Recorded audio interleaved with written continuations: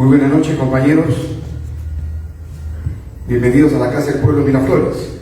Nuestro saludo fraterno, como siempre, a todos aquellos que nos ven por la transmisión de Facebook Live y también que nos van a observar en nuestro canal CET Miraflores Abra en YouTube. En esta oportunidad, el primer martes del mes de marzo, tenemos a nuestro conductor de la serie del ciclo de conferencias de temas internacionales, al compañero José Antonio Torres Iriarte, que va a tratar el día de hoy un tema muy importante que es sobre el liberalismo. Por favor, José Antonio, sin más preámbulo de presentación, recurro a tu conocimiento sobre el tema. Gracias, gracias Fernando, gracias compañero, gracias compañeros. El mensaje nuestro esta noche va a estar circunscrito al tema del antiimperialismo y a la demagogia en América Latina, y es a propósito de una columna de opinión que publiqué hace unas semanas, la línea de interpretar qué está pasando en la región, qué está pasando sobre todo en América Latina en relación con la nueva administración norteamericana liderada por Donald Trump, y más aún cuando el discurso de Donald Trump al asumir su gestión de gobierno el 20 de enero hizo alusiones directas a América Latina respecto al canal de Panamá, a los temas arancelarios y a otros temas vinculados al llamado progresismo o al globalismo o a la ideología de género, como se conoce en esos lares.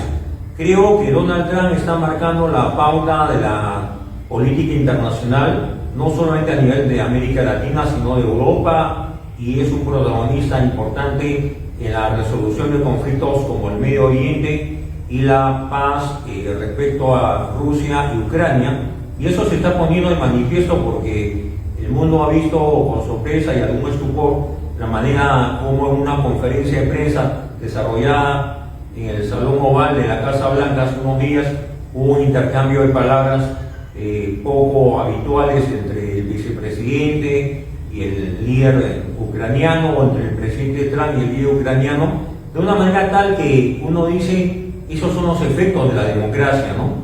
Eso es impensable que ocurra en la República China, en la Rusia de Putin, o que haya ocurrido en los años de la Europa del Este o de los años de la URSS, incluso con Gorbachev, con Mikhail Gorbachev, que inició reformas políticas en la URSS. Nunca se dio pues una conferencia de prensa, no solamente con presencia de prensa nacional y extranjera, sino además a los ojos del mundo, ¿no? Y muchas de las cosas que ocurrieron en los años de la vigencia de la URSS y la bipolaridad y la Guerra Fría y los enfrentamientos entre la Unión Soviética y los Estados Unidos, eso ha pasado a la historia en base a datos de carácter general y detalles que algún historiador o algún columnista o reportero ha podido interpretar, porque muchas veces no son hechos verificables, sino son dichos o simplemente rumores que se han tejido respecto a la historia de la relación entre Gorbachev y el presidente Reagan, o entre Gorbachev y el presidente Bush padre, en el momento en el que se produce pues la caída del muro de Berlín, luego la disolución de la URSS y luego los acuerdos que debieron significar la paz total, porque había un compromiso aparentemente de la Unión Europea y sobre todo de Estados Unidos y los países líderes de la OTAN, de que la OTAN no iba a ir agregando o incorporando nuevos miembros a su grupo con el propósito de garantizarle la paz y una distensión político-militar con la Rusia, ¿no? Con la Federación Rusia, porque hay que explicar a todos que lo que fue la Unión de Repúblicas Socialistas Soviéticas a partir de la caída del muro de Berlín, y en el año 91 se disuelve la URSS, que estaba formada por repúblicas socialistas, eran 15, y estas repúblicas se hacen independientes, se separan de la URSS, y la Rusia toma el nombre de la Federación Rusa y mantiene su lugar en el Consejo de Seguridad de las Naciones Unidas, y mantiene para sí un territorio inmenso, 17 millones de kilómetros cuadrados, que es casi la suma de Canadá y Estados Unidos, o de Canadá y China, o de Estados Unidos y China. ¿no? Es un país inmenso, y cuando eran las repúblicas socialistas tenían un territorio de 22 millones de kilómetros cuadrados. Entonces, la URSS pierde 5 millones de kilómetros cuadrados, pierde 14 repúblicas, pero la Rusia, propiamente dicha, que ahora está liderada por Vladimir Putin, es un país con una historia y una presencia internacional de varios siglos, ¿no? Que no puede uno desdeñar, por más que tengamos diferencias de opinión con la forma como se conduce el gobierno ruso en el escenario internacional. Entonces, creo que lo que está pasando en los Estados Unidos puede llamar la atención, porque la forma de hacer política de Donald Trump no coincide con la manera de ser de los políticos de oficio o profesionales, o con las personas formadas en ciencia política o en relaciones internacionales. Es un hombre pragmático, a veces demasiado rudo en sus palabras y expresiones, pero muy claro en sus objetivos. Creo que él quiere alcanzar la paz, y ahora habrá que ver a qué costo. Entonces, cuando yo hablo de antiimperialismo, y he sugerido este título, compañero Fernando, es para llamar la atención desde la posición aprista, porque la esencia del aprismo auroral, fundacional, el de Águila La Torre y la primera generación, fue hablar de antiimperialismo frente al imperialismo yanqui o norteamericano, y hablar de unidad política y económica de América Latina, tocar el tema del Canal de Panamá, del Frente Único de Clase, el Frente Único de Trabajadores Manuales e Intelectuales. Entonces, en momentos que hay al interior del partido y en el país cierta confusión, cierto proceso de abandono de ciertas ideas, la izquierda marxista-leninista ya no habla de dictadura de proletariado, no pretende imponer una dictadura de partido único, ni tampoco de clase, hablan más bien de conceptos distintos, ¿no? Hablan de las minorías sexuales, del derecho al aborto, de la ideología de género, del medio ambiente, de la defensa de los animales, ¿no? Y de los derechos reproductivos de la mujer. Y todo esto ha ido erosionando Occidente, Europa y los Estados Unidos y Canadá, y por cierto América Latina, ¿no? En el Perú hemos tenido un partido morado que prácticamente era la réplica del globalismo internacional, que fracasó, no tuvo éxito electoral, pero si lo vemos en el sentido que no ganó elecciones, pero sí tuvo un presidente, Francisco Sagasti, ¿no? Que sin haber ganado una elección fue elegido presidente del Congreso y tomó la conducción del país después del breve gobierno de Manuel Merino. Entonces, estos globalistas, estos morados, estos progresistas saben hacer política y saben valerse de la crisis política para tomar el gobierno, y Francisco Sagasti fue prueba de ello, ¿no? Y luego el gobierno de Pedro Castillo. Entonces estamos en un momento muy interesante, compañeros, y sobre todo para los que nos escuchan, porque hoy día se inicia el juicio oral contra Pedro Castillo, ¿no? Hay una acusación fiscal, se inició un juicio oral, y ciertamente que Pedro Castillo se va a convertir en un actor político, ¿no? Ya no está siendo desde las primeras horas del día, cuando se presentó al juicio sin abogado, luego trató de dilatar el proceso. Entonces, estamos en una etapa, compañeros, en la que la política es tal, ya no es la política de gabinete, de debate al interior de una universidad, de una asamblea sindical, sino es la política en los medios, ¿no? En los medios. Y los medios son desde la televisión, la radio y las redes sociales, que están sobredimensionadas y son avasalladoras, y quien tiene manejo de redes puede tener éxito político, ¿no? Entonces, creo que el partido, y hace poco tuvimos a Iván Arenas en esta mesa, hace un mes, y hablamos de la era Trump y América Latina, ¿no? América Latina en los años de Donald Trump. Yo creo que Donald Trump va a seguir siendo un factor determinante en la política internacional. Y voy a cerrar la idea respecto a lo que pasó el otro día en la Casa Blanca. Había una situación abrupta, una situación a veces se puede llamar de descortesía, de avasallamiento de Zelensky, el presidente de Ucrania. No se firmó ningún acuerdo. Al día siguiente o 2 días se reunieron en Londres el primer ministro del Reino Unido, con los líderes de todos los países miembros de la Unión Europea, estuvo incluso Trudeau de Canadá, que no le correspondía estar, pero quiso sumarse, y Zelensky ha sido recibido entre aplausos, vítores, y le van a dar el apoyo militar los europeos. Pero todos son conscientes, incluso el primer ministro del Reino Unido, que si Estados Unidos no concurre en ese propósito de apoyar a Ucrania, no hay posibilidad de que la guerra la gane Ucrania o que se frene el avance de Rusia. Entonces, yo creo que si el gobierno de Biden quiso impulsar la guerra para avasallar a Putin y no logró su objetivo, pienso que los europeos, por más que le den armas a Ucrania, no creo que sus jóvenes, los jóvenes franceses, alemanes, ingleses, quieran ir a la guerra, quieren ir al campo de batalla y ofrendar sus vidas para defender la soberanía ucraniana. No estamos en los años 40 ante la amenaza nacional socialista, la amenaza totalitaria que los ingleses y franceses y los europeos se unieron para poner freno a Adolfo Hitler o para poner freno al avance nacional socialista. Son otros tiempos, y más aún porque ha ocurrido algo grave, ¿no? Occidente y sus jóvenes han sido adoctrinados, si cabe la palabra, por este progresismo internacional, ¿no? Y este progresismo internacional no reconoce dos sexos, sino diversidad de sexos. Entonces no sé si van a ir a la guerra los hombres o qué tipo de personas, ¿no?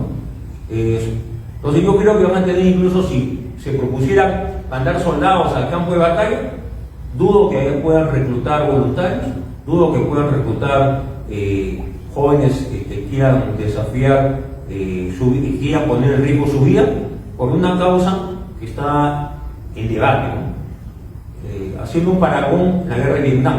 Estados Unidos se involucró en la guerra de Vietnam, soldados norteamericanos jóvenes fueron muertos en la guerra de Vietnam, otros quedaron lisiados, inválidos, ¿no? Los llamados veteranos de guerra, y esa generación se entera, ¿no? Cayó en las drogas, cayó en las adicciones, y fue tal vez una generación perdida para los Estados Unidos, una guerra que no sentían propia, que no la sentían parte de su nación, de su vocación patriótica, ¿no?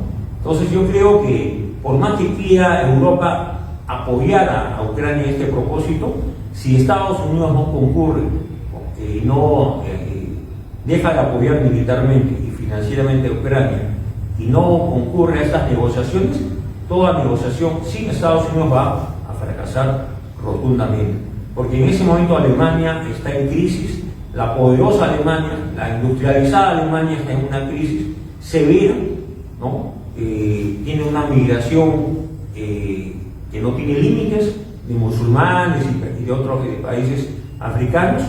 Hay un crecimiento a la derecha, más conservadora y más ultra en las últimas elecciones parlamentarias en Alemania, ¿no? Los socialcristianos y los socialdemócratas seguramente van a tener que hacer una coalición para poder gobernar ante el avance de la derecha.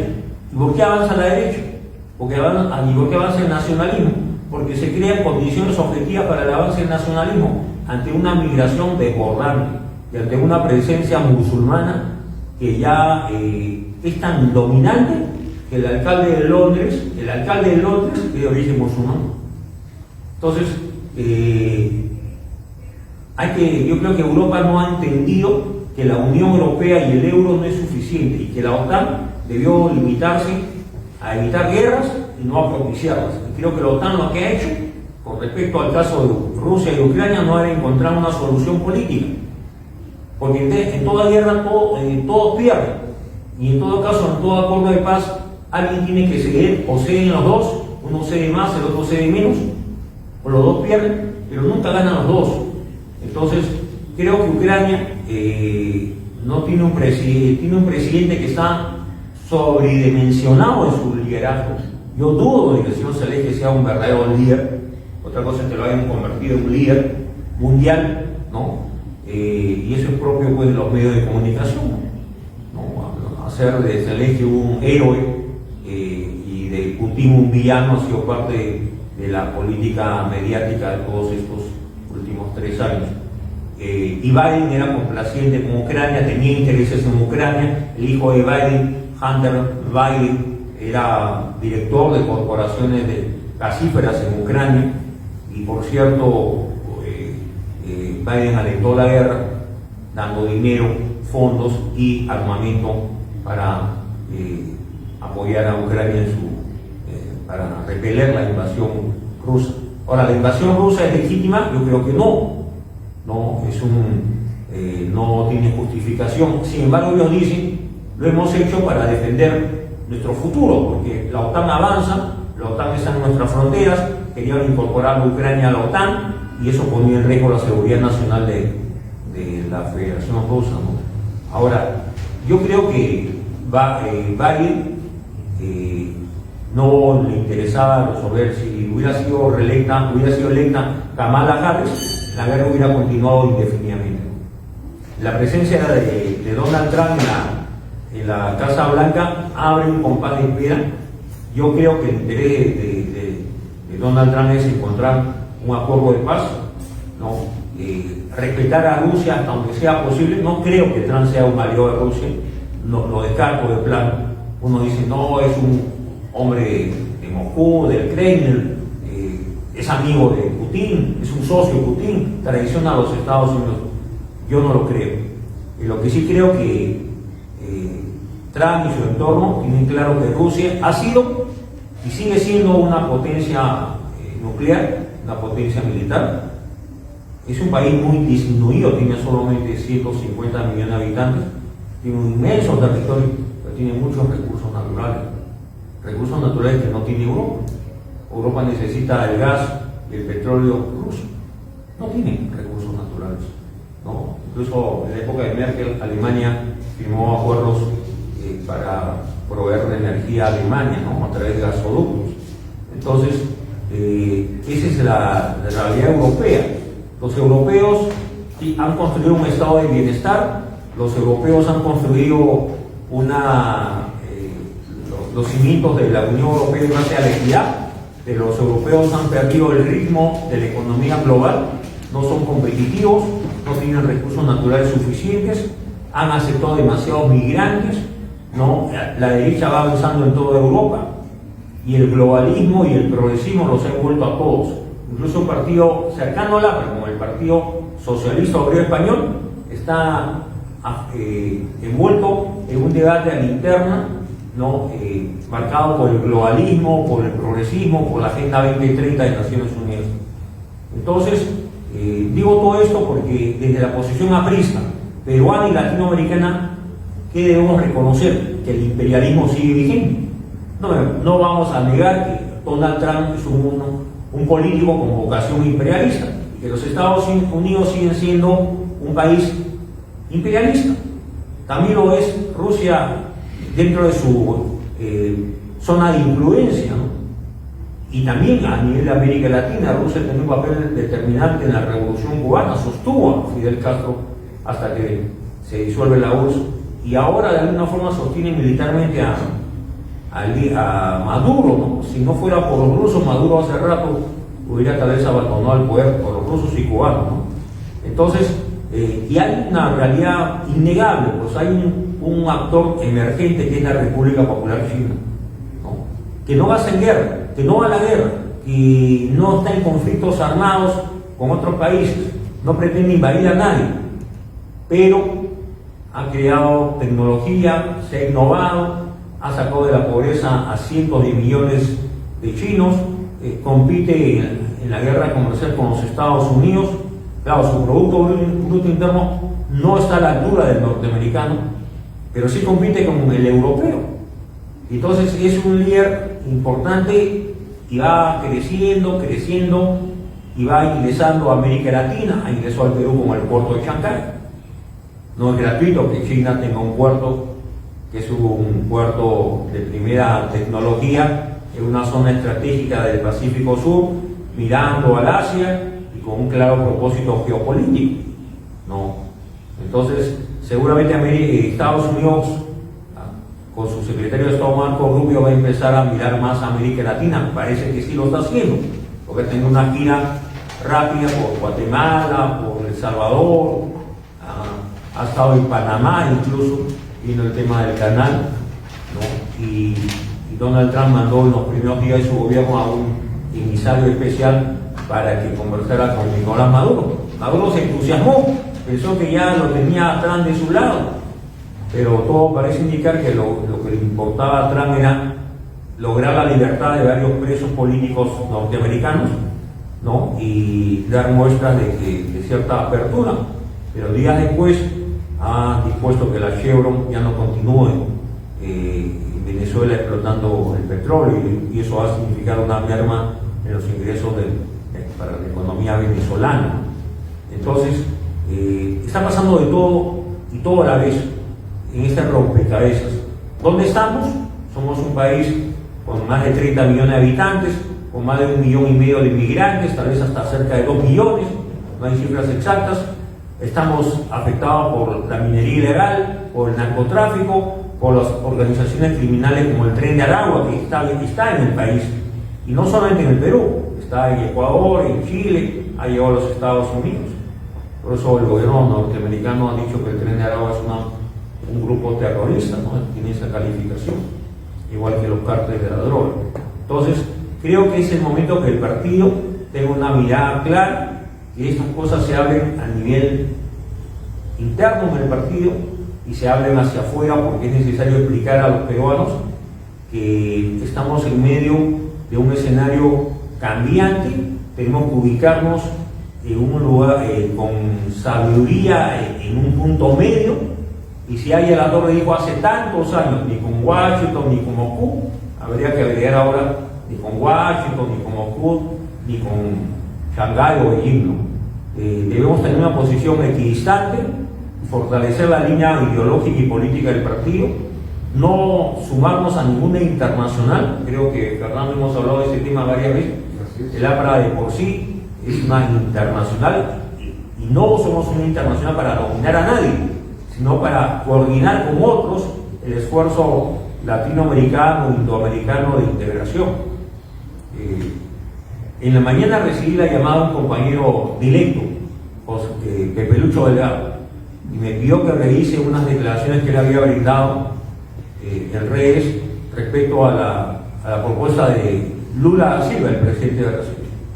Y Lula da Silva ha dicho, a propósito que estuvo en el cambio de mando en Uruguay, ¿no? Ha ingresado al nuevo gobierno el día que el Frente Amplio ha tomado la conducción de Uruguay, y estuvo Lula da Silva y dijo que era el momento de integración de toda Sudamérica, más allá de las diferencias políticas, ¿no? Y el compañero Pepe Lucho hablaba de que es el momento de Aya La Torre. Bueno, pero hay que explicarlo, porque para el común de los peruanos, Aya La Torre es una figura que forma parte de la historia política, pero no la ven cercana, no la han conocido, tienen solo referencias. Incluso al interior del partido hay compañeros que no han leído Aya La Torre, ¿no? Y el otro día conversaba contigo, Fernando, que hay compañeros incluso que no podrían definir qué es el APRA, ¿no? O sea, que son siglas, pero además qué es el APRA en términos concretos, ¿no? Como Alianza Popular, Revolucionaria Americana, como Frente Único. Y es que falta un proceso de docencia política y de trabajo político, y creo que la campaña que está en curso debe permitir hacia adentro y hacia afuera explicar qué es el APRA, porque mucha gente dice APRA corrupción, ¿no? O APRA es Alan García, o APRA es mal gobierno, APRA son las colas, APRA es la hiperinflación, APRA es un mal gobierno, ¿no? Y nadie va a reconocer los logros del segundo gobierno, ni tampoco el esfuerzo del primer gobierno, porque se satanizan. Y en esa época, compañeros, si a uno le dicen al día 100 veces APRA corrupción, muchos creen que el APRA es un partido donde todos son corruptos, ¿no? Y nadie se salva. Entonces es necesario poner las cosas en su verdadera dimensión, hablar de ideas, de ideología, hablar de temas internacionales. Hay compañeros que piensan que al Perú le va a ir bien porque se lo merece, y a nadie le va bien en la vida porque se lo merece. Le va bien en la vida porque hacemos un esfuerzo personal o de país, pero también porque el escenario, el entorno internacional nos favorece como país. Alan García supo ubicarse en un espacio-tiempo histórico distinto en su segundo gobierno, ¿no? Dejó de lado la prédica del primer gobierno, no confrontó con Hugo Chávez y se abocó a la tarea del gobierno nacional. Tuvo logros en el campo macroeconómico, reducción de la pobreza, crecimiento económico, pero siempre digo, se olvidó al partido. Y un gobierno sin partido de gobierno que acompaña al gobierno no logra sus cometidos. Porque bajo esa lógica, si hemos hecho un buen gobierno 2006-2011, debimos ser gobierno en 2011 al 16. O el presidente García, cuando postula por tercera vez el 2016, la ciudadanía debió respaldarlo masivamente, pero no lo respaldó porque el partido estaba desacreditado ante los ojos y el pensamiento del pueblo, sobre todo de los más jóvenes. Una campaña amplia corrupción, golpeó y no se supo responder. Y el que no responde en política, compañeros, cede y acepta. Hay que responder, no hay que guardar silencio, hay que confrontar, ¿no? Podríamos incluso confrontar con compañeros que tienen una mirada y una lectura distinta sobre el imperialismo norteamericano o sobre el escenario internacional. Seguramente que va a haber oportunidad, pero creo que la línea del APRA, recogiendo lo que ha dicho Lula, creo que Lula es el que menos puede hablar de integración, porque si algo caracteriza a la economía brasileña son sus altos aranceles. O sea, Brasil es un país con más de 200 millones de habitantes, más de 8 millones de kilómetros cuadrados, es un inmenso Brasil. Es un país además que mira al Atlántico, ¿no?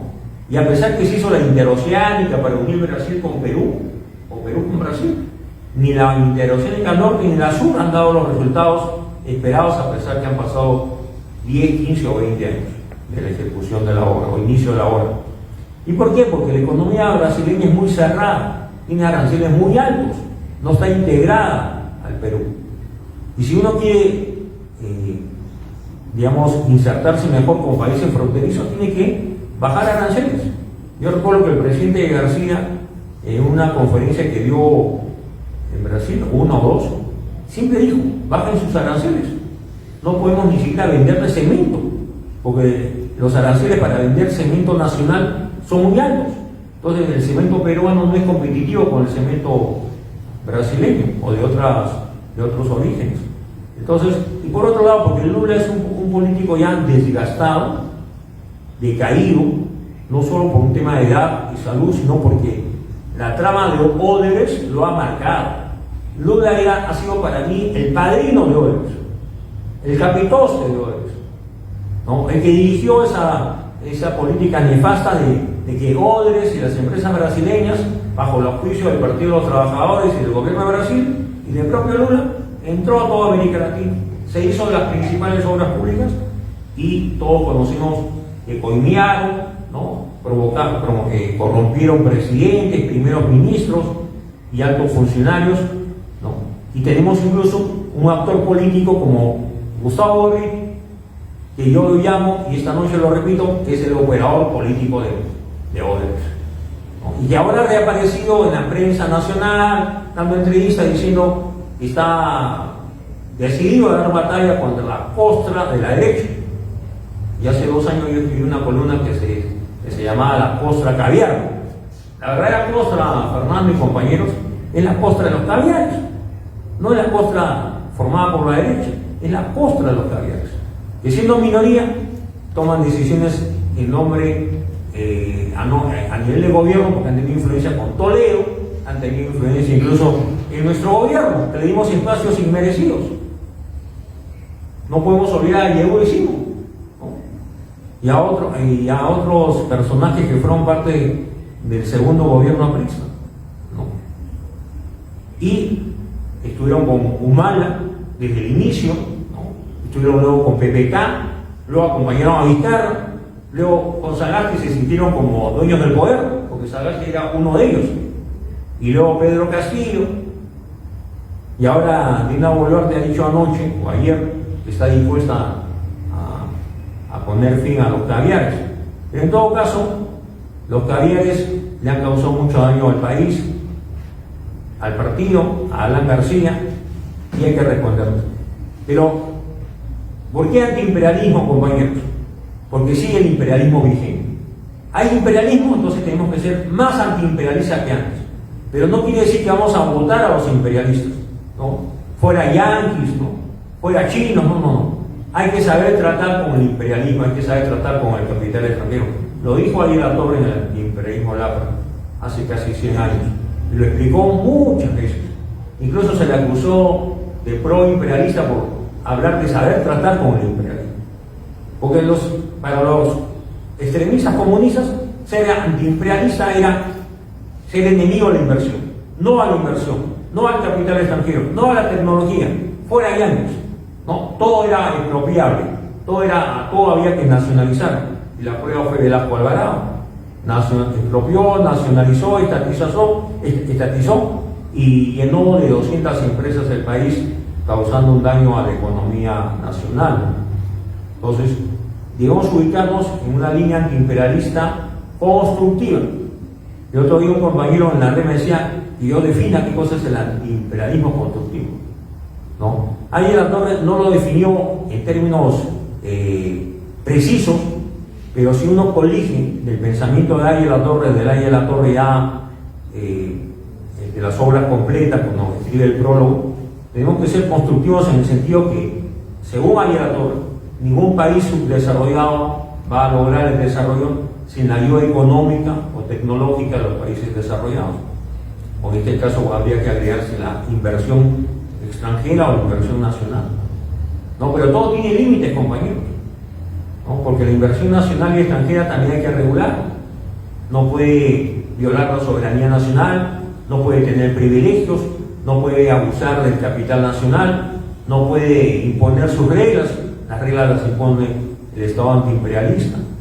Entonces, yo cuestiono el liderazgo de Lula y yo creo que la integración de América del Sur debe ser gestada por los pueblos y por los partidos políticos que están en la línea del APRA, que hay varios en América Latina o América del Sur.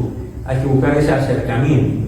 Y estoy de acuerdo que a veces no podemos tener unidad de criterio en todo, pero ¿cómo integrarnos con Maduro? ¿Cómo integrarnos con Petro? ¿Cómo integrarnos con Lula? ¿No? Más bien habría que hacer votos para que el gobierno de Maduro tenga fin no por un golpe de Estado, sino por el reconocimiento de quien ganó legítimamente las elecciones el 28 de julio, el señor Mundo Gonzalo, ganando con casi el 70% del voto nacional. Entonces, ese es un asunto no resuelto, el de Venezuela. Petro lo veo cada vez peor, ya lo explicaré en unos minutos. Y en Ecuador hay segunda vuelta ahora en abril, ¿no? En Chile hay elecciones ahora en noviembre de este año. También el gobierno en Chile son gobiernos solo de periodo de 4 años. Uruguay asumió funciones el nuevo gobierno del Frente Amplio. Milei está en Argentina, un gobierno también de 4 años. No, y Lula no creo que vaya a una nueva reelección y no creo que el Partido de los Trabajadores, luego de que Lula se aparte de la política, tenga el mismo éxito que ha tenido con Lula da Silva o con Dilma Rousseff, ¿no? O es un tema también de partidos muy vinculados a caudillos o a ciertos liderazgos. En todo caso, lo más importante es que el APRA recupere su espacio. Si el país, los jóvenes, los empresarios, los que crean riqueza, entienden que el APRA es el partido nacional que puede defender mejor los intereses de los inversionistas, de los microempresarios, de los pequeños empresarios, de los emprendedores, de los informales incluso, vamos a lograr una presencia nacional, porque yo creo mucho en el valor del capital popular o del capitalismo popular, y si Ariel Latorre entendió bien el fenómeno capitalista e imperialista, dijo claramente que si el imperialismo era la fase superior del capitalismo en los países desarrollados, ¿no? Según Lenin, en nuestros países latinoamericanos era la fase inicial del capitalismo, ¿no? Y la prueba de eso ha sido la presencia de empresas norteamericanas en Talara, de empresas norteamericanas en el Cerro de Pasco, empresas extranjeras al sur del Perú explotando el cobre, ¿no? y otras empresas que han tenido presencia nacional, ante las cuales el APRA proponía, se puede decir, nacionalizar, otros podrán decir estatizar, ¿no? Pero en los tiempos del realismo político, nacionalizar y estatizar no siempre son las mejores decisiones. Claro, uno podrá decir, alguien estatizó el cobre, Carlos Andrés Pérez estatizó la industria petrolera, y en Bolivia se estatizó, nacionalizó el estaño, y en México se estatizó, nacionalizó el petróleo en los años de Lázaro Cárdenas. Han habido ejemplos, ¿no? Pero en esos tiempos nacionalizar no garantiza nada. Nacionalizó Evo Morales, tuvo una renta por el gas, por el petróleo, pero no ha habido reinversión. Y ahora Bolivia está en una encrucijada, no tiene reservas, no tiene nuevas inversiones, no ha aumentado su potencial gasífero petrolero y prácticamente ha vivido de la renta que generó haber tomado la conducción empresarial del gas y el petróleo, y desalentó la inversión brasileña, inversión española, y ahí están las consecuencias, ¿no? Se habla mucho de que el sol peruano es una moneda fuerte en Bolivia, que Bolivia no tiene casi reservas, que más bien el oro que sale de manera irregular del Perú, ¿no?, a Bolivia, es lo que permite sobrevivir a la economía boliviana. Es una economía dependiente del sol peruano y del oro peruano, del oro ilegal, por cierto. Entonces, necesitamos entender mejor el fenómeno imperialista, y necesitamos entender que estamos en medio de un gran debate internacional, porque América Latina tiene cada vez más presencia de la República China.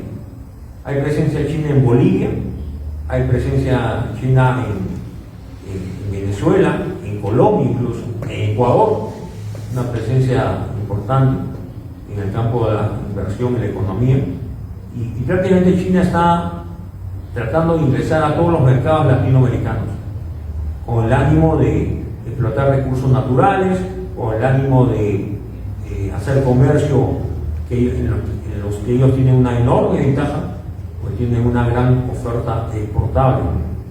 Pero es nuestro principal socio comercial. Es más importante China que Estados Unidos para nosotros en el campo del comercio. Hacemos más comercio con China que con Estados Unidos.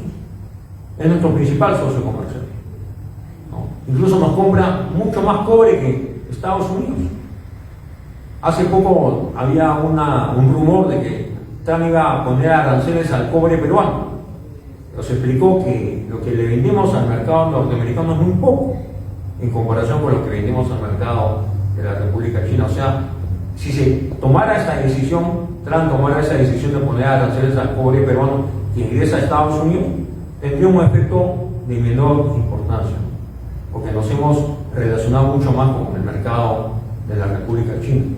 Y es que China necesita crecer, industrializarse, modernizarse, construir más viviendas, más ciudades. La mayor parte de su población deja el campo y pasa a la ciudad, y necesita más minerales, metales. También el tema de la sobreexplotación de los recursos pesqueros, ¿no?, donde hay aparentemente una abierta violación de la soberanía marítima nacional, con una cierta complicidad de la Marina.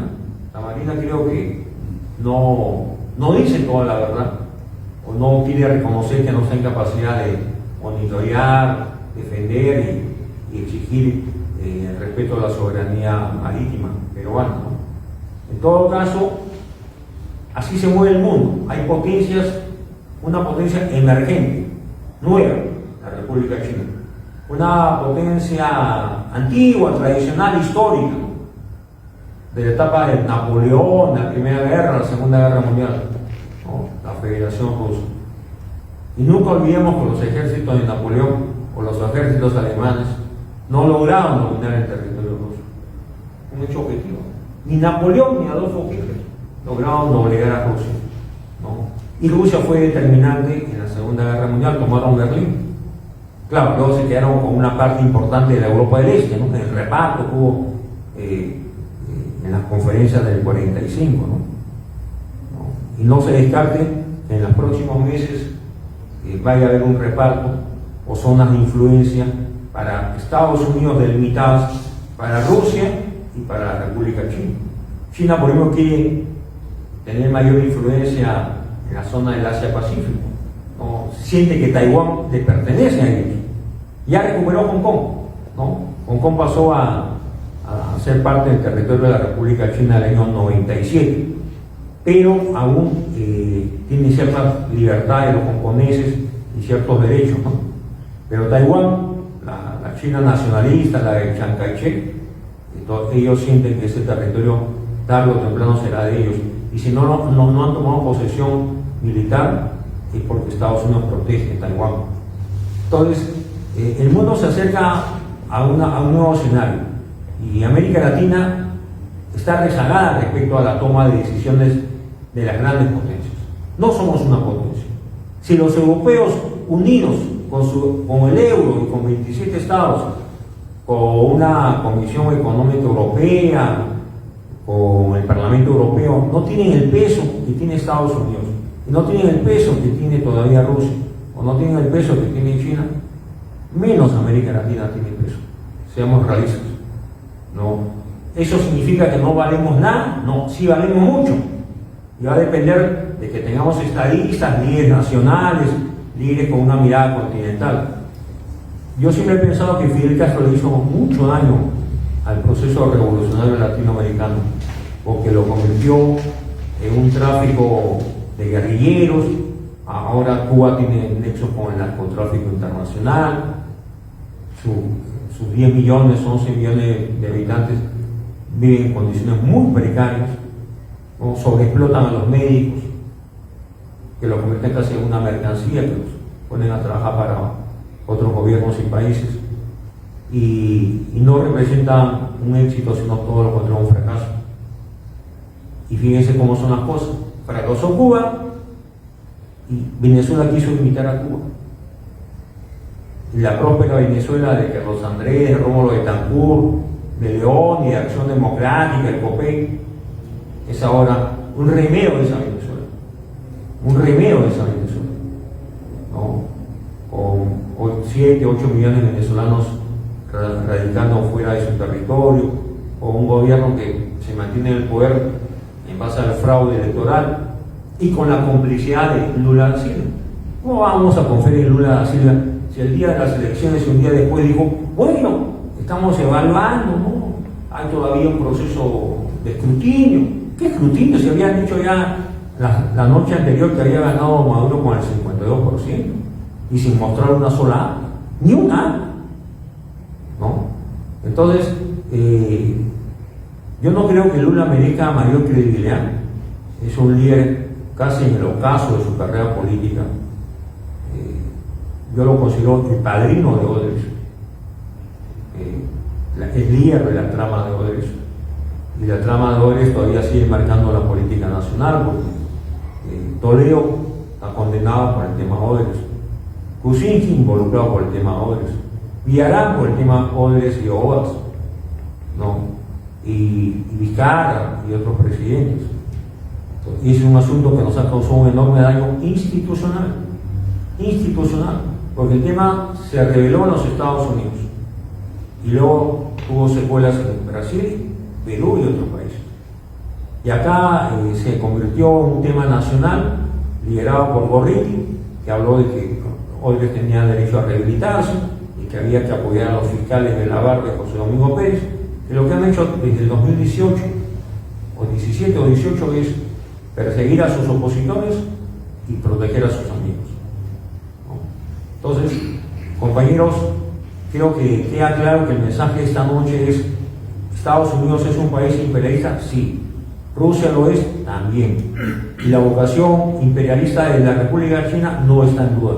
La presencia cada vez mayor de China en nuestra economía, la explotación de Marcona, las Bambas, ¿no? El puerto de Chancay, la energía eléctrica en Lima, y se habla también de la telefonía, que las empresas chinas harían detrás de la compra de Telefónica, que estaba afrontando problemas no solamente en Perú, sino a nivel latinoamericano, la empresa española. Entonces es una presencia cada vez mayor en áreas claves, ¿no? Y por supuesto, estoy seguro que en la próxima campaña electoral van a haber varios partidos que, financiados por la República China, hagan política. Financiados por la minería ilegal, hagan política. Como antes han hecho política y siguen haciendo política los financiados por USAID, por los Estados Unidos, Verónica Mendoza, Sagasti y otro partido morado, con fondos de USAID, con el tema bajo el membrete que dan fondos para la institucionalidad democrática, para la transparencia electoral y para la cooperación por la libertad de prensa, le ponen cualquier nombre, pero en realidad es dinero para fortalecer ciertos partidos. Ahora, ¿quién financia el APRA? Nosotros. ¿Y quién fiscaliza el APRA? La OMP. Y nos piden cuenta de todo. Y la ley electoral, Fernando, nos va seguramente a exigir que todos nuestros locales estén abiertos, tengan actividades, ¿no? Que además haya rendición de cuentas de los fondos del partido, hasta de las polladas del partido, ¿no? Hasta de las actividades más básicas para poder postear algunos gastos de las actividades partidarias. Entonces, estamos en una competencia desigual, pero eso debe permitir que el APRA se agigante, ¿no? Se refuerce y se fortalezca. Más allá de todo, y creo que es oportuno, compañeros, multiplicar nuestra presencia en los medios y dar oportunidad que otras voces, como he venido diciendo Fernando, otras voces y otros rostros salgan a representar al partido en todos los frentes, el académico, el periodístico, el mediático, el sindical, ¿no? En el debate de ideas. Creo que voy a agregar un tema que atañe a Intercor.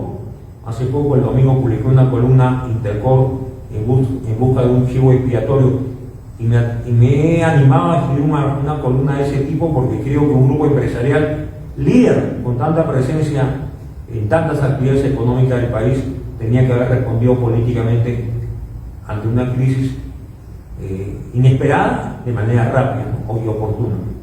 El silencio ha sido la carta que ha marcado la última semana y enviar a directivos de segunda o tercera jerarquía a dar entrevistas a los medios, ¿no? Hasta que ayer dio la cara el CEO de Intercor, el señor Fernando Zavala. Entonces, y es necesario que la empresa privada sepa defenderse, porque si no, el extremismo comunista los cerró, los Humala, los Antauro, van a decir, aquí están los privados, ¿no? Se les cae el techo, ¿no? Se les caen los puentes, no reparan los daños, no indemnizan. En cambio, en la revolución que nosotros pregonamos, todos vamos a ser iguales, bueno, todos seremos pobres. Entonces, compañeros, Ávila Torres siempre habló de crear riqueza y no quitarla, de crear riqueza. Y el Perú es un país que tiene una riqueza y tiene recursos, pero hay que ponerlos en valor. Si no explotamos el cobre, si no apoyamos Conga, no apoyamos Tía María, no promovemos la inversión minera, no promovemos la inversión en el sector agroexportación, vamos a estar cada vez en situación de desventaja. El Perú tiene un enorme potencial y tenemos otro potencial, que es nuestro bono demográfico. Tenemos jóvenes entre 20 y 35, 40 años que son millones, que son la fuerza de trabajo de recambio y la fuerza laboral que está estudiando en institutos, universidades, sale a trabajar. Ese bono demográfico no tiene Europa ahora, por decir. Europa es un continente envejecido, con un 25 o 30% de su población adulta mayor, pensionista o jubilada, ¿no? Que necesita de la mano de obra foránea para poder desarrollar ciertas actividades. Entonces, tenemos que tomar en cuenta todo eso y seamos claros, Donald Trump pretende poner fin al globalismo, o pretende poner fin a la Agenda 2030, pretende poner fin a la hegemonía de una Organización Mundial de la Salud que nos trató a todos como si fuésemos subordinados de sus órdenes en plena pandemia, ¿no? Con la vacunación obligatoria, compulsiva, con las mascarillas. y creo que esas políticas de Donald Trump marcan un poco la diferencia con el gobierno de Biden y con el Partido Demócrata que está en manos del progresismo. Ahora, que Donald Trump sea amigo del Perú, que Donald Trump sea confiable para el Perú, creo que no, pero tampoco podemos enemistarnos. Y si Canadá y México ya están recibiendo, se le va a aplicar un arancel de 25%, ¿no?, a la brevedad, igual para la República China, no descarto que la política arancelaria de Trump se convierta en un arma de negociación con México y con América Latina. ¿Qué esperamos del gobierno norteamericano? Que aliente la democracia en Estados Unidos, en Venezuela, que ponga fin que aliente a la oposición venezolana para que asuma el gobierno. Yo no descarto, y lo digo en voz alta, que en las negociaciones entre Trump y Putin decidan la suerte de Venezuela. O sea, si Trump le hace algunas concesiones a Putin respecto a Ucrania, bien le puede decir: dame la oportunidad de poner fin al gobierno de Maduro. ¿Y cómo se pone fin al gobierno de Maduro? Que Rusia deje de apoyar militarmente y con gente de inteligencia, también cubana, al gobierno de Maduro. Maduro, sin ese apoyo de inteligencia y apoyo militar, no se sostiene en el gobierno. Y sin el apoyo de la Chevron y las empresas norteamericanas, no se sostiene en el gobierno. Y va a pasar lo que pasó en los años 60, cuando hubo la crisis de los misiles, el año 62, estuvo el mundo a punto de ir a una tercera guerra mundial porque se habían instalado misiles en el territorio cubano mirando a Estados Unidos, y el gobierno de Kennedy intervino. Hubo una crisis dramática, ¿no? Nunca se reunió Kennedy con el presidente, el líder ruso, pero hubo conversaciones a otro nivel, y la Unión Soviética decide retirar los misiles que estaban en el territorio cubano. ¿Ustedes creen que le consultaron a Fidel Castro? ¿Ustedes creen que Fidel Castro estuvo en las negociaciones con el líder ruso? En ese momento era Nikita Khrushchev y Kennedy. Ni lo tomaron en cuenta, como ha pasado hace poco, ¿no? Que en las conversaciones entre el gobierno de los Estados Unidos y el gobierno de Rusia no asistió Zelensky, no había ningún representante de Ucrania, ¿no? Entonces, creo que la suerte de Venezuela, tengo la impresión, casi la seguridad, que se va a resolver a ese nivel, como parte de un paquete de solución de conflictos. Llegamos a un acuerdo de paz entre Rusia y Ucrania, aceptando ese acuerdo de paz, por supuesto, los países miembros de la Unión Europea y el Reino Unido, que ya no es parte de la Unión Europea, se separaron con el famoso Brexit en 2016. Y de paso vemos el tema de Venezuela, y si cae Venezuela, yo no descarto que pueda caer luego Nicaragua y la tiranía de Cuba. Y sobre esa base de mayor libertad en los países mencionados se puede construir una América Latina libre, soberana e integrada. Porque yo sí creo que Ángel Latorre hay que reivindicarlo, hay que darle lugar en la historia y hacer de Ángel Latorre un visionario que marca la pauta del siglo XXI. Unir a América Latina, luchar contra todo tipo de imperialismo y sentar las bases de estados que den a sus pueblos derechos, educación, salud, mejor infraestructura, sin la pérdida de la libertad. En líneas generales, compañeros, creo que el APRA debe insertarse en este debate.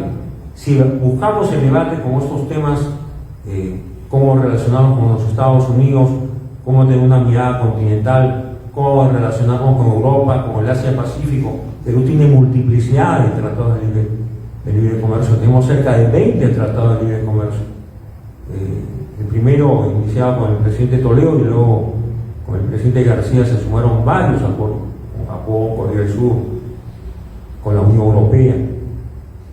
Entonces, tenemos que tener una economía sana, estable financieramente, macroeconómicamente con bajo déficit fiscal, con baja inflación, con reservas internacionales, pero tenemos que crecer. Si no crecemos, va a ser muy difícil reducir pobreza y a la vez promover un debate político y cultural con los enemigos del APRA, que están en la izquierda caviar, en la izquierda radical y extremista, y aumentar la autoestima aprista y buscar ganar todos los debates, todos los espacios y hacer de Aya La Torre y del APRA un partido mayoritario, no porque querramos imponer una tiranía, sino porque merecemos ser un partido que siente las bases de la política nacional. Y ojalá que en esta campaña no renunciemos a nuestros derechos, no abandonemos la campaña, sigamos hasta el final y tengamos como objetivo estar en segunda vuelta electoral y ser protagonistas de la política peruana en los próximos años. Estoy dispuesto a atender las preguntas de los compañeros, por supuesto. Muchas gracias. Muchas gracias, José Antonio. Dice bien, el antiimperialismo es constructivo. La revolución aprista es construcción de una sociedad mejor, de un país mejor, de elevar la condición de vida, de bienestar y progreso de nuestra población, de todo el pueblo peruano en general. No es un pequeño sector el pueblo peruano, todos somos el pueblo peruano. Y en esa gran revolución estamos comprometidos todos los apristas. Y lo dijiste también, recordando la frase del jefe, que no hay que quitar la riqueza que ya la tiene, sino crear al que no la tiene. De esa manera asegurar que no caiga nuevamente en pobreza, porque con un poco de riqueza este hombre va a tener educación, va a tener salud, y teniendo educación tiene las puertas abiertas para muchas cosas. Claro. ¿No? Y ese es nuestro gran compromiso, velar por la educación realmente de futuro, de miras al futuro. El imperialismo dejará de ser cuando nos trate como socios, no como proveedores, sino como amigos realmente indispensables para su bienestar y para su propio también progreso. Es decir, las empresas imperialistas que abogan por países imperialistas de los que forman parte, tienen que entenderlo así. Los chinos no están aquí por gusto, están aquí como bien has mencionado en todas las líneas estratégicas. Empezaron con el hierro, pues se metieron ya con mucha fuerza y la inversión es tal vez más alta en energía eléctrica que la propia construcción del puerto de Chancay y entran a muchas otras líneas. Están comprando otras mineras están comprando y nosotros estamos mirando simplemente cómo vienen esos ingentes de dinero y dólares y no nos estamos haciendo mucho problema de momento. Vamos a ver bajo qué condiciones. El Estado tiene que ser firme, respetuoso de sus compromisos de la Constitución y exigir que se cumpla la Constitución a todo aquel que quiere venir aquí a invertir, a hacer empresa libremente. Pero bueno, compañeros, compañero Santiago. Gracias. Primero, felicitar al compañero Lito por esta organización de este evento. Y me viene a la mente las reflexiones que usted hace en un video, lo publica en el Facebook del comité, compañero Lindo, haciendo hincapié de ángulos muy importantes en la ideología del partido. Es muy importante, compañero. Yo quería hacer un pequeño comentario, después hacer una pregunta concreta al expositor. Mi comentario sería lo siguiente.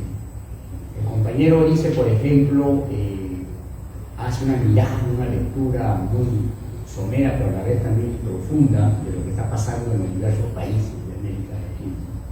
Me viene a la mente la frase esa: entre los países no hay hermanos, sino hay vecinos.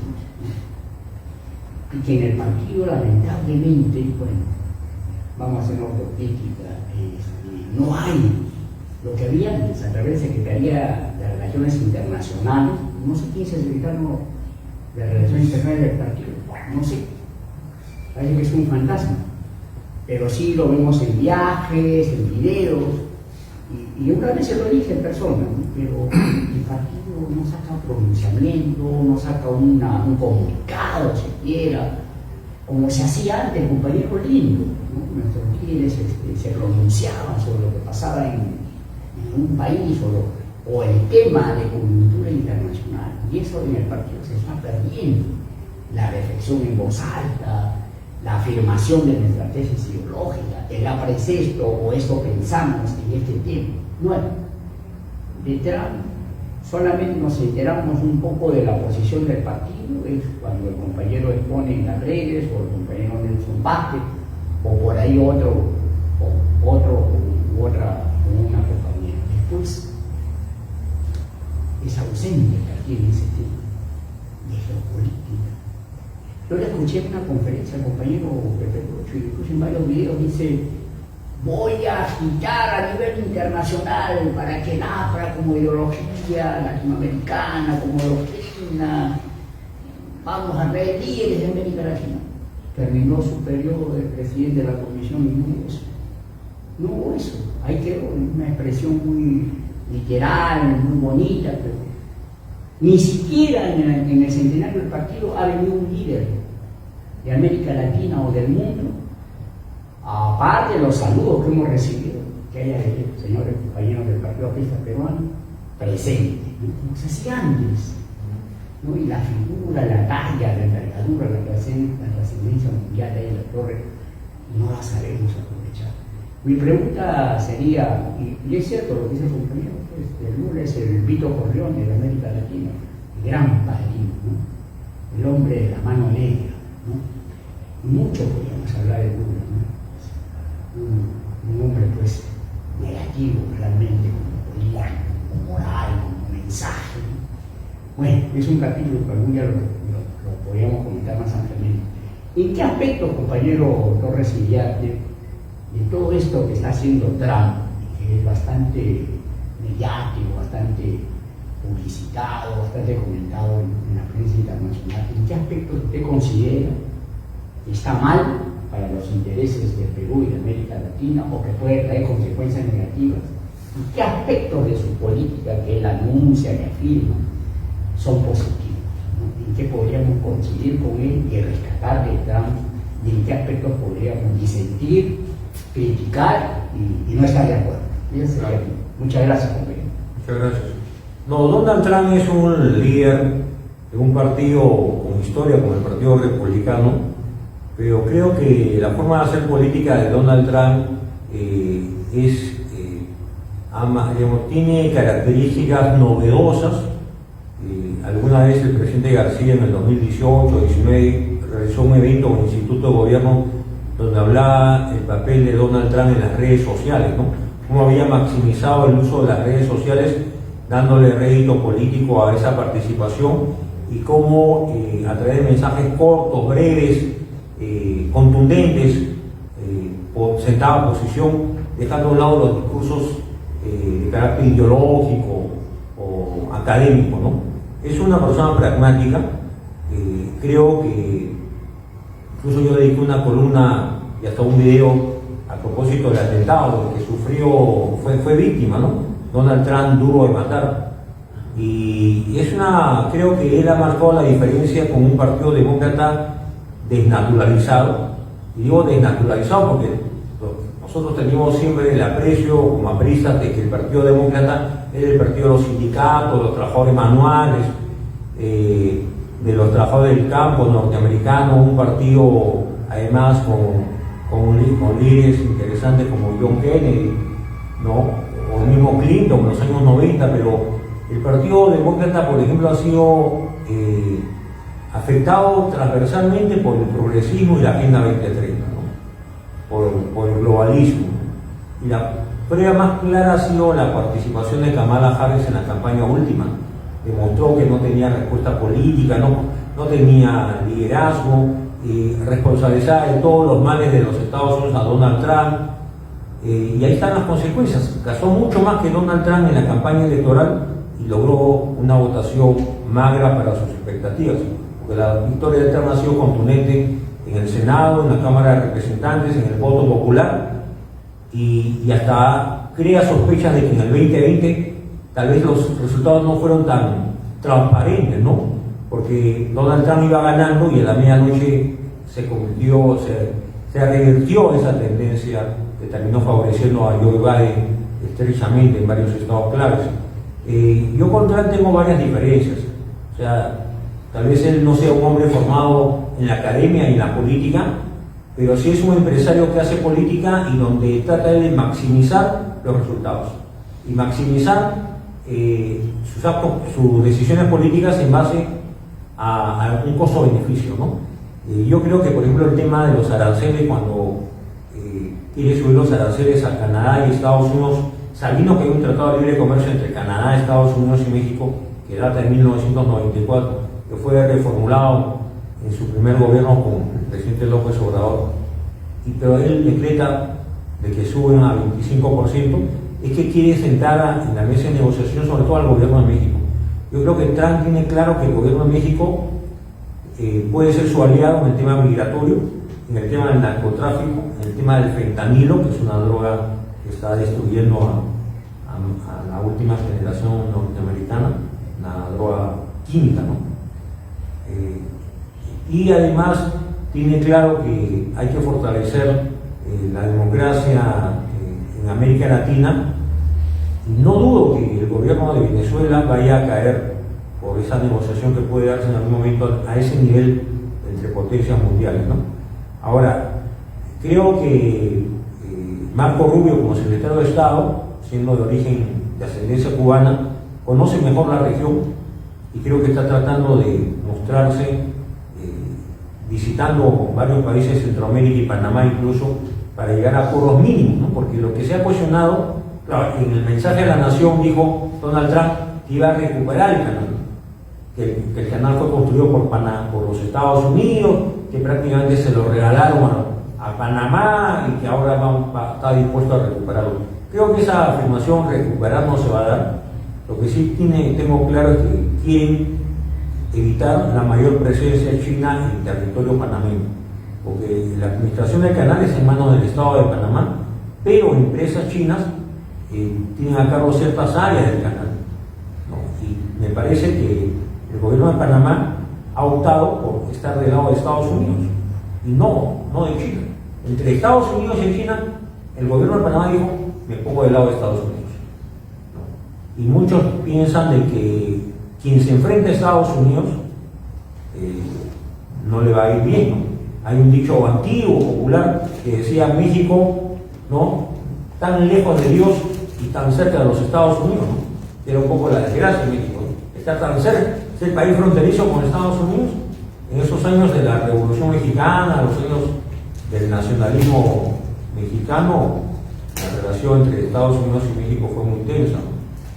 Entonces, yo creo que Panamá, con buen criterio, ha optado por ceder ante Estados Unidos y preservar la administración y soberanía sobre el canal de Panamá, que no hay que olvidar que efectivamente fue construido por los norteamericanos en 10 años, 1904, 1914, pero nunca hay que olvidar que Panamá no existía. Panamá era una provincia de Colombia y los Estados Unidos, en los años de Roosevelt, ¿no?, al inicio del siglo XX, crearon un conflicto en Panamá para hacer que la provincia de Panamá se separe de Colombia. Lograron su independencia con un líder títere, ¿no?, de Panamá, y un año después empezó la construcción del canal de Panamá, que duró 10 años. Muchos trabajadores murieron por el paludismo y otras infecciones. Pero se logró el canal de Panamá, que fue una revolución tecnológica para su época y unió dos océanos. Y ahí la Torre, con la visión histórica que siempre tuvo, en el 1926, cuando habla del Plan Máximo, y luego en el 28, cuando incluye el antiimperialismo, y habla del canal de Panamá como un enclave norteamericano que afecta a la soberanía de todos los países de la región. Por eso habla de internacionalizar. O sea, no que esté en manos de Panamá, sino que esté en manos de la comunidad de países latinoamericanos, bajo la premisa que América Latina iba a estar unida. Pero como América Latina no se unió, llegaron las negociaciones entre el presidente Carter y el presidente Torrijos, que era un militar panameño nacionalista, y llegaron a un acuerdo en el año 77 de que el canal de Panamá era devuelto a la soberanía panameña, pero recién en el año 2000 23 años después. Y se devolvió sin mayor problema ni litigio diplomático, se entregó la soberanía del canal a los panameños. Pero han pasado 25 años. Y en el 2000, cuando Panamá recupera la soberanía sobre el canal, China no tenía presencia en América Latina. No existía China en América Latina. ¿No? Ahora sí está China presente en casi toda América Latina y tiene presencia en el canal de Panamá. ¿No? Y es el canal de Panamá, y es el puerto de Chancay, y la construcción del canal de Nicaragua, ¿no? Que creo que ha quedado trunco, ¿no? A medio terminar. Entonces China está avanzando y avanza con planes a corto, mediano y largo plazo, y tiene cómo afianzar su presencia porque tiene una enorme oferta exportable, es un gran comprador de materias primas, ¿no? Tiene recursos financieros. Su población, la población de China no tiene el nivel de vida de la población norteamericana. Hay multimillonarios en China, sí, hay muchos multimillonarios y hay muchas empresas prósperas. Todas están bajo el ámbito del Estado, ¿no? De un Estado totalitario de alguna forma. Pero también son una cultura milenaria, también es un país nacionalista, es un país que avanza en el plano militar, no declara guerra a nadie porque no les interesa hacer la guerra ahora. Ellos están avanzando en el plano industrial, tecnológico, científico, comercial. Entonces, yo creo que se inicia para América Latina una etapa nueva. Necesitamos líderes con una mirada nacional y continental. Y Trump tiene claro que quiere pasar a la historia. Trump no va a tener un tercer gobierno. Trump ya tiene 78 años. Pero creo que está apostando que esta política hacia América Latina se mantenga en el tiempo en los próximos años, y estará apostando por un liderazgo tal vez de su vicepresidente o de Marco Rubio, no lo sabemos. ¿Alguna pregunta, compañeros? Compañero exponente, felicitaciones. Veo que se ha explayado bastante y nos da una visión amplia de lo que necesitamos hacer como partido y los peruanos pues también preocupados, ¿no? Compañero Torres Iriarte. En esa visión continental, esa visión de cuidado de la institucionalidad que usted ha manifestado, doctor, y usted es un hombre visionario también, siguiendo pues ese ejemplo de compañero Víctor Raúl Arias de la Torre. ¿Usted se atrevería en estos momentos difíciles de repente sugerir o mencionar por lo menos unos 5 o 10 líderes, compañeros con esa visión? Porque ya estamos de aquí un año las elecciones. ¿O es complicado, doctor? Nos gustaría escuchar el mensaje que también genere un poco más de entusiasmo y ánimo en el partido. Como usted también ha comentado, pues ya probablemente se tiene que tener todos los locales abiertos, ver ese dinamismo de la política, de enseñar gestión, gobernanza, etcétera. Por ese línea de mi comentario me gustaría escuchar, por favor. Bueno, en verdad el partido tiene que entender que tiene un papel ante la historia y ante su militancia, y como él manifestó hace pocos días en La Perla, siempre el APRA causa curiosidad, porque los sectores que no son apristas, no todos son enemigos del APRA. Hay muchos sectores que tienen la expectativa de que el APRA sea lo que fue alguna vez, ¿no? Un partido organizado, de grandes multitudes, que llenaba varias cuadras de Alfonso Ugarte con motivo del Día de la Fraternidad, cuando ahí en la Torre vivía y cuando ahí en la Torre falleció, pero ya bajo el liderazgo del presidente García, y ahora hay diferencias, ¿no? Nos falta afrontar, como ha dicho el compañero Santiago Bejarano, nos falta tomar posición sobre temas de coyuntura nacional e internacional. El partido no puede ser un partido solo de redes sociales, que casi en las redes sociales a veces hay discusiones intrascendentes, inútiles, casi por caudillismos que se van formando en torno a ciertos compañeros, ¿no?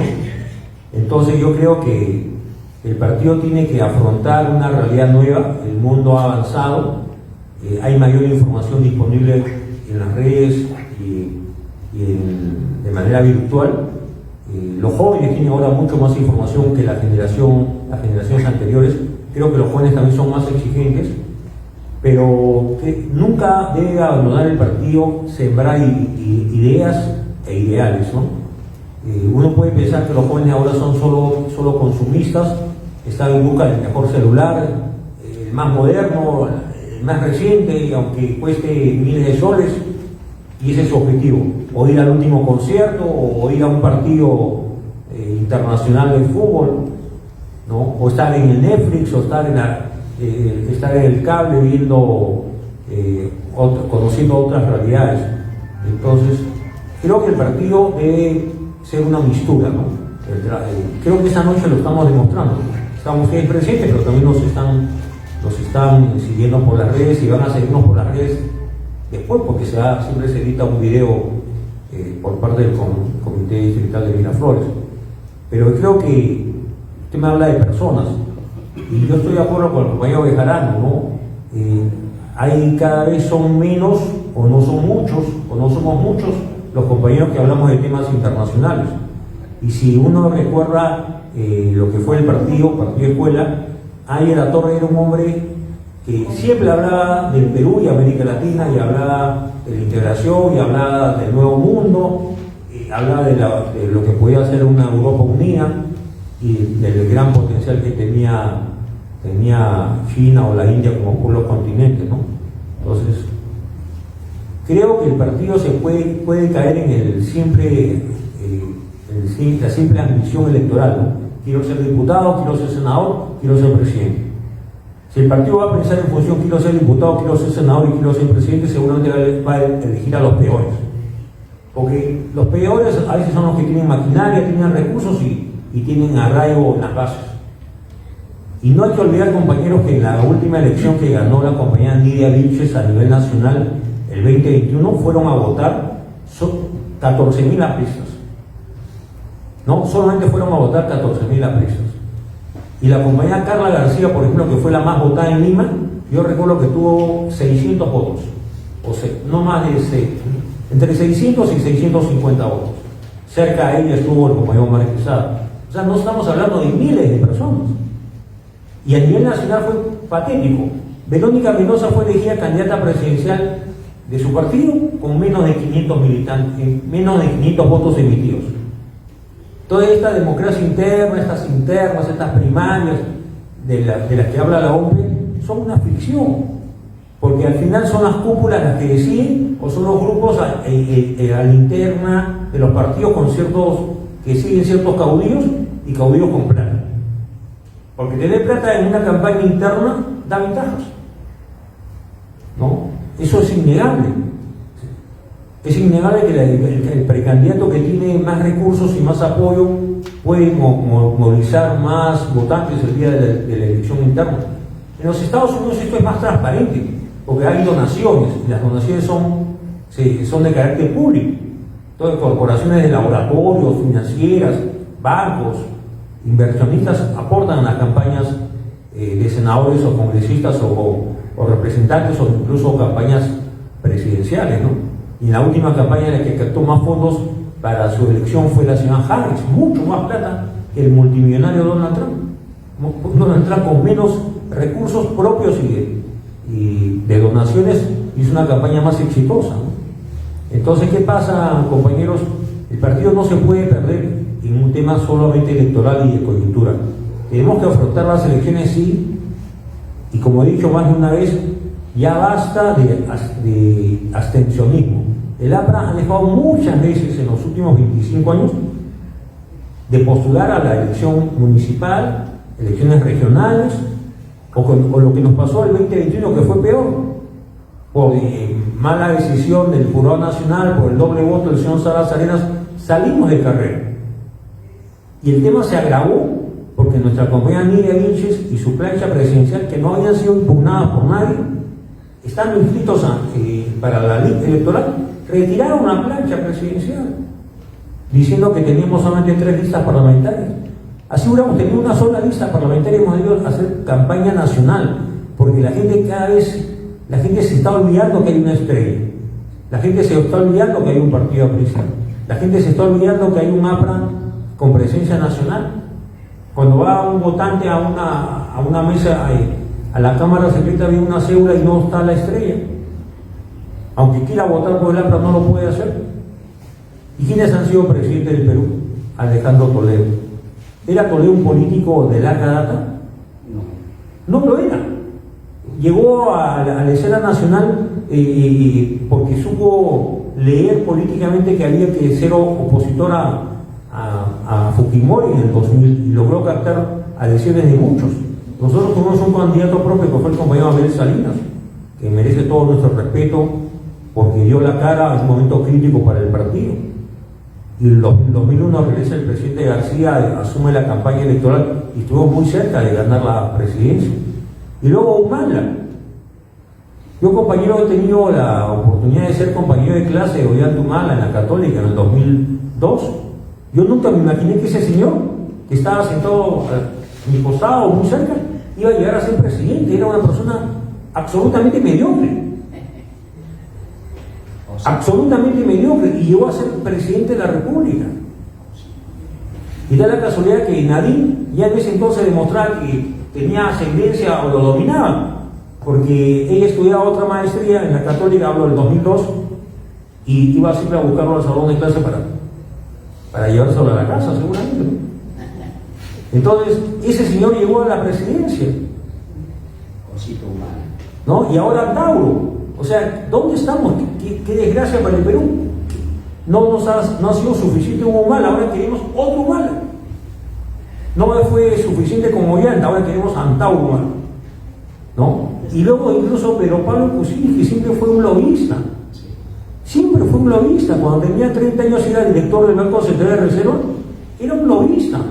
Y el día que se produjo el golpe de Velasco Alvarado en 68, él no dice que huyó en una maletera, compró un atumbe, ¿no?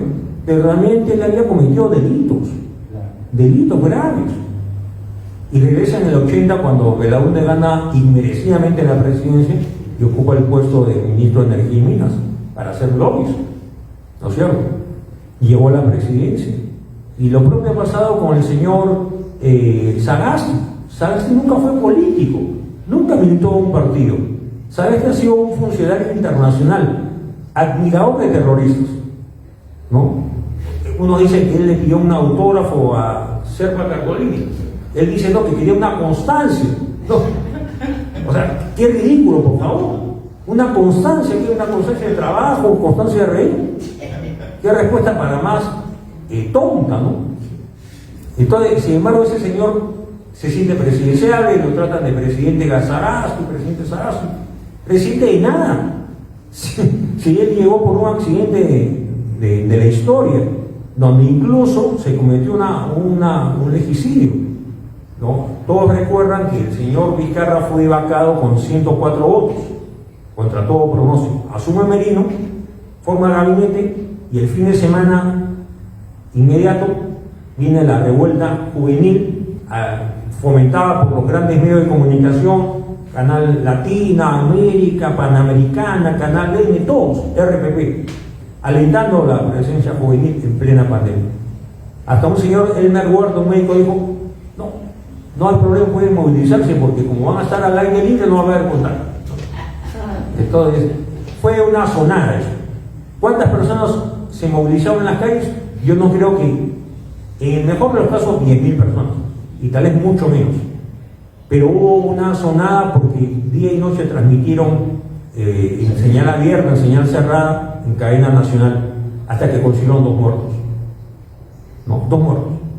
Que muertos, y luego las cámaras de seguridad no se estaban malogradas, nunca se hizo la pesquisa, la investigación. ¿Quién tiene la culpa? La policía. Salió luego un señor de apellido Belaúnde, congresista, al día siguiente dijo, hay 60 y tantos desaparecidos. Empezó a leer una relación de nombres que luego la policía desmintió, que ninguno era desaparecido, todos habían estado en su casa. Era a veces hubiera tomado la guía telefónica, una lista de abonados, ¿no? Puso nombres. para crear pánico zozobra. ¿Y por qué salió elegido Sagasti? Por una barbaridad legal que siempre es bueno repetir y recordar. Sacaron la novedad, y Rosa María Palacio tuvo mucho que ver en este asunto, de que como el Congreso había cometido una barbaridad, Rosa María Palacio usó una palabra soez, ¿no? Dijo una grosería, que no la voy a repetir esta noche. Entonces, deben votar para elegir al nuevo presidente del Congreso solamente los que no votaron por la vacancia. Como eran 130 y 104 votaron por la vacancia, y había otros suspendidos que hábiles para votar 19. Entre ellos estaba Urresti, Sagasti, esta señora Rocío Silva, ¿no? Entonces, de los 19 sacaron primero a Rocío Silva, que ni siquiera siendo la única candidata pudo ganar, ¿no? O sea, ella perdió ante sí misma. Y luego el segundo candidato fue Sagasti, que fue ungido por 19 votos. Hasta con el ley. No, digo mal. No podían votar todos, pero no podían ser elegidos sino uno de los 19. Entonces Sagasti ganó. Y ganó la presidencia, tomó el gobierno y dijo, rindió tributo a los padres y a los familiares de Inti y de Brian, ¿no? El otro día han muerto 6 peruanos en Trujillo. No pasa nada. Se ha caído un techo, hay 80 heridos, hay un grupo empresarial de primera importancia, ¿no? Y les pediría que lean la columna que publiqué, Intercop, en busca de un chivo expiatorio. ¿Y por qué un chivo expiatorio? Porque han agarrado a un señor Chimizo y otro señor Malpartida, de rango medio, intermedio, para que asuman responsabilidades y den la cara a la prensa. Entonces, compañeros, digo todo esto porque el partido tiene cuadros. No quiero hablar de nombres, no quiero hablar de personas, pero necesitamos elevar nuestra autoestima y cubrir todos los espacios. El campo sindical, el campo laboral, el campo empresarial, el campo social, popular, ¿no? El campo universitario. Hay que volver a las universidades. Hay que volver a trabajar con los jóvenes, ¿no? Explicarles el ABC del APRA y explicarles, porque las historias que el partido puede contar a los jóvenes, que son historias vividas por las generaciones anteriores, merecen llevarse al cine. Ayer ha ganado el Oscar una película sobre un tema brasileño, de la época de la dictadura militar de los años 60, ¿no? Esa historia contada, llevada al cine, ganó el Oscar a la película internacional. La historia de un desaparecido en la dictadura militar de los años 60, 64, 85, 21 años de gobierno militar en Brasil. Entonces nosotros hemos sufrido carcelería, persecución, clandestinidad y no hemos hecho una sola película. Es una tarea pendiente, ¿no? Y en lugar de la memoria debimos empezar no en el 80, sino en lugar de la memoria debía empezar en el 30, ¿no? Yo no sé, el presidente García en base a qué criterio dijo no, a partir del 80. Y los asesinados de antes, y Arevalo y Negreiros no eran parte del lugar de la memoria, no merecíamos un espacio en el lugar de la memoria. Seguimos ante los Javieres, le dimos todo a los Javieres. ¿Y cómo devolvieron los Javieres? Acosando, persiguiendo, judicializando a la cárcel y llevándolo a la muerte. Si no sabemos entender quiénes son nuestros enemigos, estamos en problemas, ¿no? Porque una cosa es ser adversario, discutir y sentir, y otra cosa es que tengamos enemigos que nos quieren desaparecer, liquidar y prácticamente sacarnos de carrera electoral. Lo lograron en 2021 con la maniobra de Salas Arenas y también por la mala acción de nuestro personal legal y todo lo que las personas que tengan alguna responsabilidad en ese tema, ¿no? Pero no debemos abandonar la lucha electoral, no al abstencionismo, y afrontemos la próxima campaña con nuestros mejores cuadros, ¿no? No pretendamos. A veces yo lamento que hay compañeros que se aprenden un speech, 2 minutos, 3 minutos, ¿no? Si le dan 5 minutos en la televisión, ya no tienen más, ya no tienen otra cosa que decir, ya su libreto concluyó, ¿no? Y están mirando arriba, mirando al costado. Entonces necesitamos a nuestros mejores cuadros en el campo de las ideas, en el campo empresarial, académico, laboral, en el campo político. Y reivindicar el nombre de Ariel Latorre y darle el lugar que corresponde al APRA en el corazón y el sentimiento de la gran mayoría del Perú. Yo confío que ese esfuerzo se puede lograr si estamos unidos y si hay compañeros que son conscientes y también que sean conscientes de sus limitaciones, y sean realistas en saber hasta dónde pueden dar y hasta dónde pueden brindar para una campaña electoral. Muy bien. Muchas gracias, profesor.